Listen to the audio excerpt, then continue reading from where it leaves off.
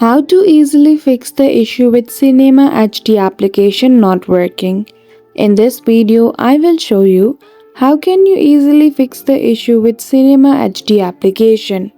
So without any delay, let's get into it. For that, firstly open your start menu and click on setting gear icon.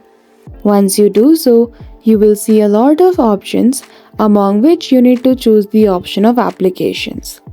Once you do so, you will see a menu where you need to choose the option of Manage Install Application. Now you will see a list of applications installed in your device. Choose Cinema HD from the list.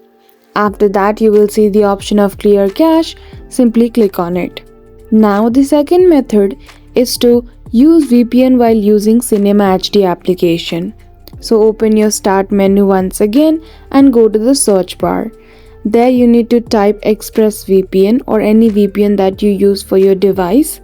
After that, you need to log in with your credential details, and last but not the least, enter a suitable location.